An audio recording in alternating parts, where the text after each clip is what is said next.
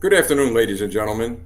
During the past 2 years, many of us in the United States of America and Canada have witnessed a slow but sure integration of Communist Party ideologies into our schools, our corporations, our judicial systems, our motion picture industries, law enforcement agencies, and much more. Sadly, there are many political leaders in the United States of America and Canada who have embraced these ideologies to the point that the freedoms, liberties, and individual rights of the people are being eliminated and replaced with tyrannical executive orders and government overreach, thus violating each nation's Bill of Rights.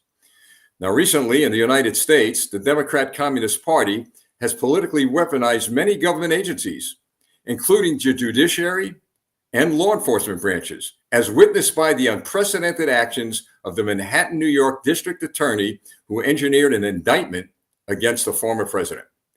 Now, in my view, the district attorney is acting as a tool for the Communist Party in an effort to open a path directly to the doorsteps of Americans who embrace a conservative agenda that represents freedom, liberty, and individual rights.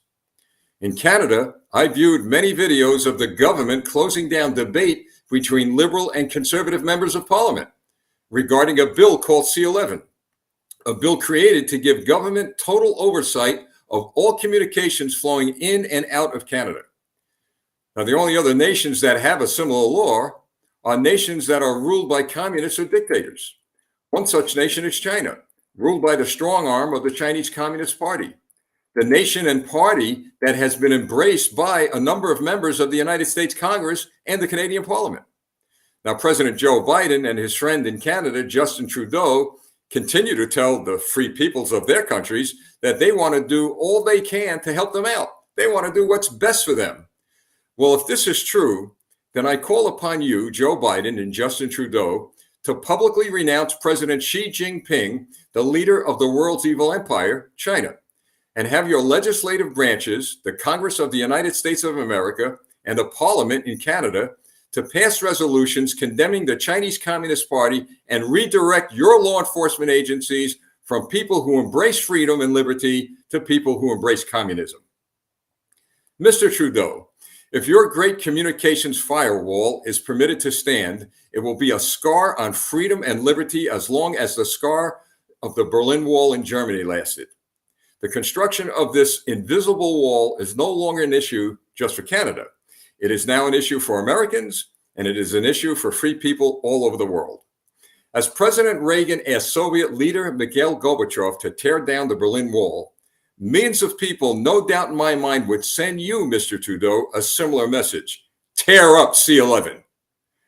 Any nation that oppresses its own people, that violates human and civil rights, that continues to suppress free expression and religious worship and the right to travel cannot truly have a normal relationship with the United States of America and the free world. Those are not my words. Those are the words of President Ronald Reagan, words that I agree with. Now, Mr. Biden, if your policies that are tearing down the very moral fiber of America, if your communist ideologies continue to infiltrate all aspects of our lives here in America, there will not be an America left to defend. There is no doubt that millions of Americans would call upon you to tear up the executive orders, condemn the communist policies, and stop politically weaponizing every government agency. Ladies and gentlemen, I close with one more warning to our leaders from President Ronald Reagan.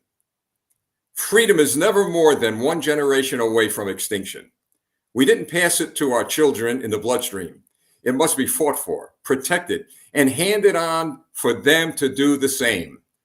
Or one day, we will spend our sunset years telling our children and our children's children what it was like in the United States of America, and may I add Canada, where men were free. And let me add that once people get a taste of freedom, liberty, and individual rights, they will never surrender it. They will fight to their last breath within the framework of the laws of our lands to defend what God has given them, the gifts of freedom and liberty. Let us all sing that song, Let Freedom Ring. Thank you, and God bless you all. I'm Lieutenant Stephen Rogers.